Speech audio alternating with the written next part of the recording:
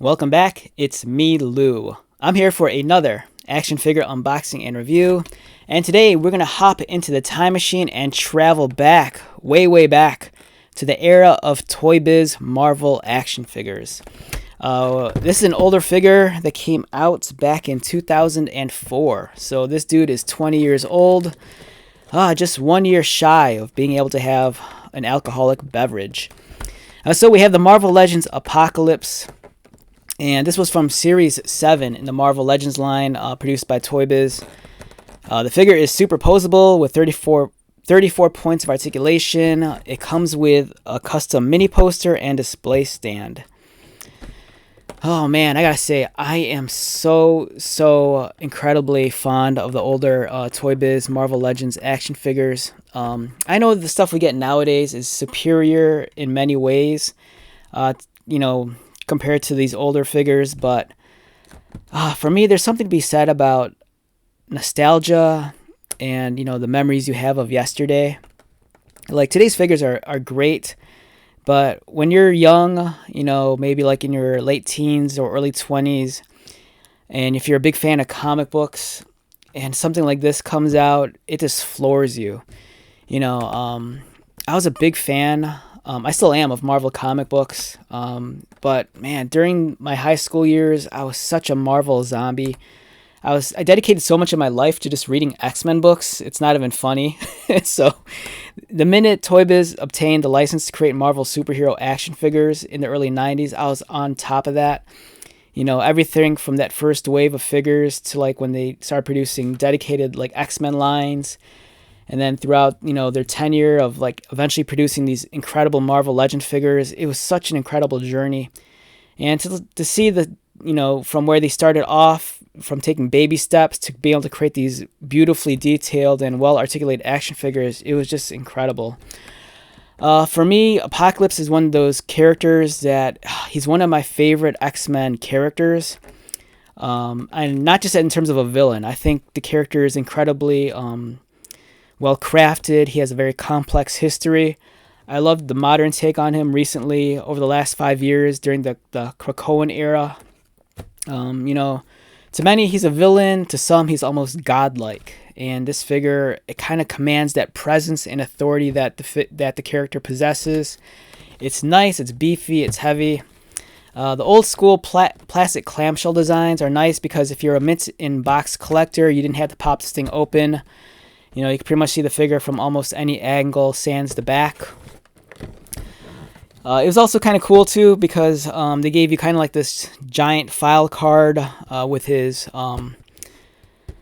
his abilities and strengths. It's kind of cool because this kind of like harkens back to the old Transformer toys. If you remember their small little bio cards, they'd give them like power ratings, which this thing does right here. A nice meaty bio, so if you're unfamiliar with the character, they kind of give you this like brief synopsis of who Apocalypse is. Other figures from Series 7, we have Wolverine in his Weapon X costume, and it comes with a cool display base, recreating the world, the Weapon X lab. We have the Vision with a flight stand. We have Ghost Rider. I believe this is the Johnny Blaze with a stunt cycle. We have Hawkeye with his flying bike, and then we have Iron Man. Okay, so let's get started and take this guy out. Taking out these old action figures, it's like borderline dangerous. I remember reading back in the day articles about how people would like injure themselves severely trying to cut open these plastic clamshells that was so common in the early 2000s and late 90s. Not only were action figures packaged like this, but even like everything and anything. There's this funny story. One of my buddies, he bought like an Xbox controller back in the day, and it kind of came in this plastic clamshell. And then when he was cutting it open, he accidentally cut the cord. So I always get a kick whenever I think about that story. And you need some heavy-duty scissors to like take this guy out. I know some people would use a hand-operated can opener, which works, but I have no problem just using these scissors. And these plastic edges are super sharp, so I have to be careful.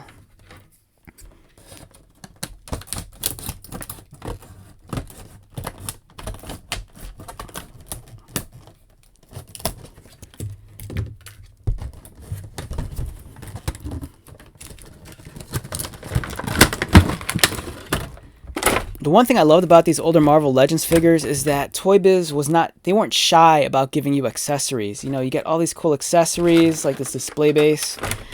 You get, on top of that, you get this cool comic book also.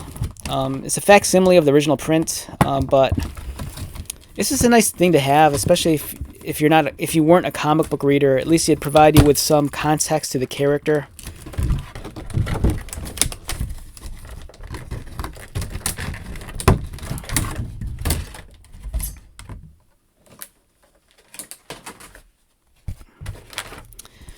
And we have Fall of the Mutants, reproduction of X Factor 25. And let's take a look at this real quick, just for fun.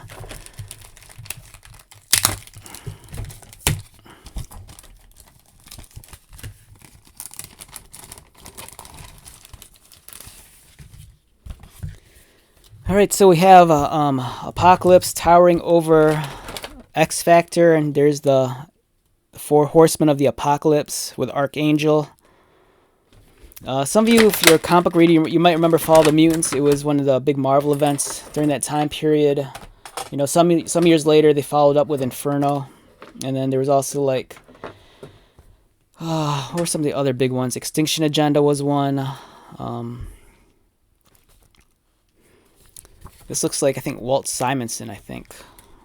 Walt and Wizzy were doing the book back then. Yeah, Louise Simonson and Walt Simonson. They were doing the writing and art chores. I missed the box sets too. Toybiz, man, they've made box sets for everything, and it was great. You got such a great value. The Fantastic Four one is cool. Man, imagine if Hasbro. I mean, I know they do the box sets nowadays, but there was something about these Toybiz ones. You know, you got the Fantastic Four family. You know, you got all the Fantastic Four plus Franklin. At this time, Valeria wasn't born yet, I don't think. And there's Doom. You get, God, is this the Sinister Six? Yeah, you get the Sinister Six plus Spider-Man. And this is around the time of Spider-Man 2, one of my favorite Marvel movies ever. I love this Doc Ock figure. This is like one of those figures that, it's either this one or the superposable one. I'm constantly on the hunt for this figure. The bad thing is that over the time, the material used to make his coat, it's like deteriorating. So anytime you find this figure, chances are the coat's like melted onto the figure, which is very disappointing. And this was a big deal too, the superposable Spider-Man. I think this was the 12-inch figure or like 18-inch figure. And it's nuts because this dude had 67 points of articulation. So you can recreate almost like any comic book pose that, you know, Spidey is known for. And here's a nice paper comic book. I know a lot of you are coming up on the digital PDF files, but here's what an old school comic book looked like. And it's a nice bonus. I appreciate this a lot.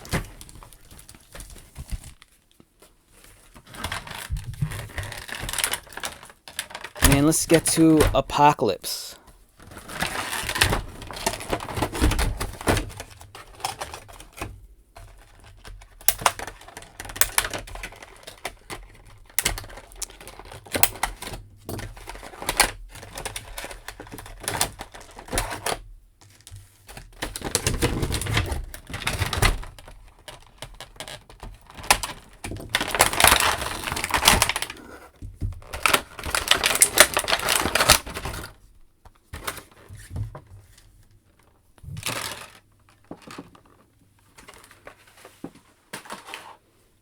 Okay, so Apocalypse, so nice.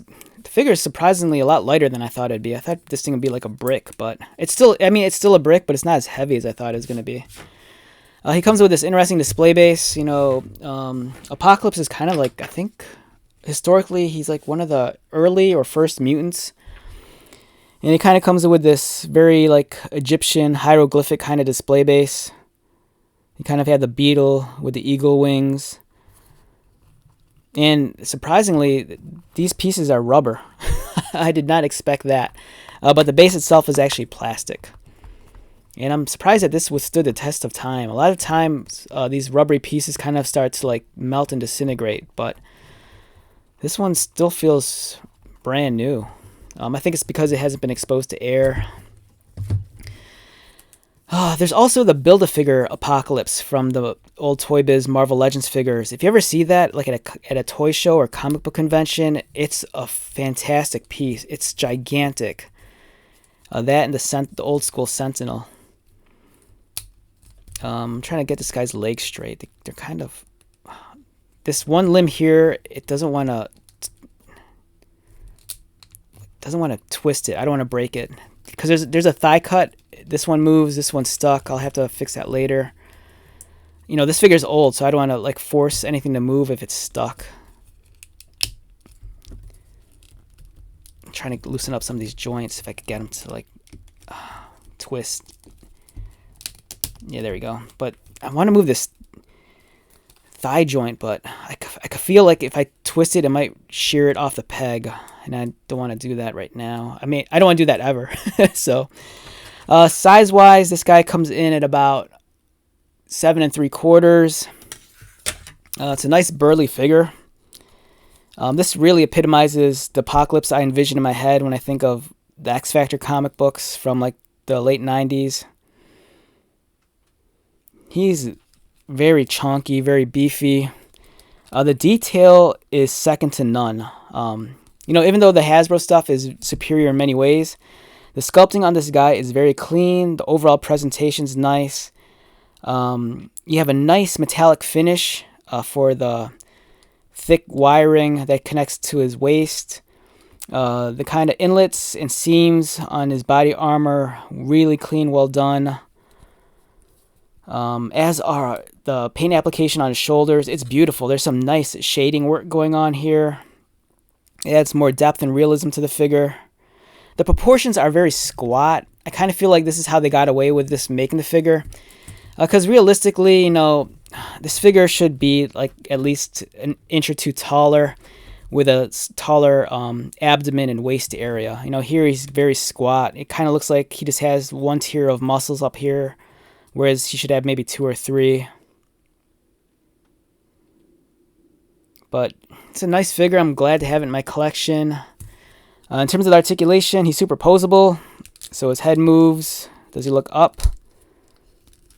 Yes, he has articulated neck. But again, this thing's kind of old, so I don't want to force it.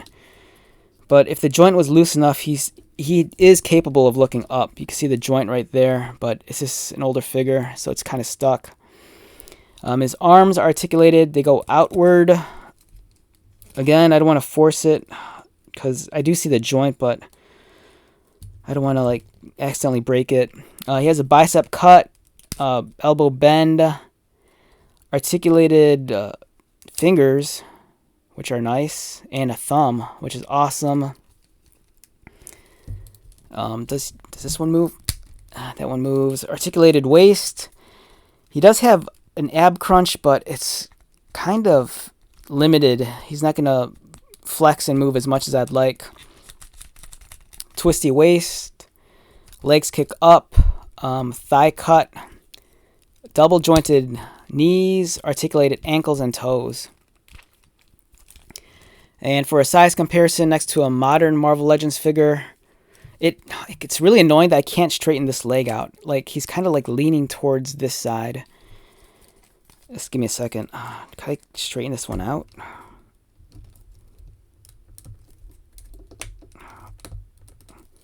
Again, older figure, stuck joints.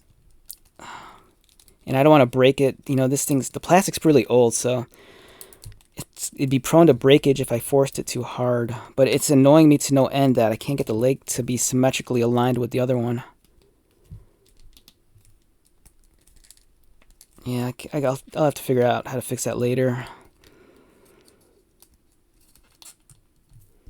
But next to a modern Marvel Legends figure, here he is next to the X-Men Vulcan figure. Even though the proportions are very wonky, I think it's still, I don't want to say holds up, but if you want to, you can still display it next to a modern figure. But, you know, you do have other options because Hasbro, they do produce modern Apocalypse figures, and those are incredible. But this one's nice, though. I dig this one a lot. We have him next to Wolverine over here. So, yeah, it's a decent-sized figure. Really, really awesome.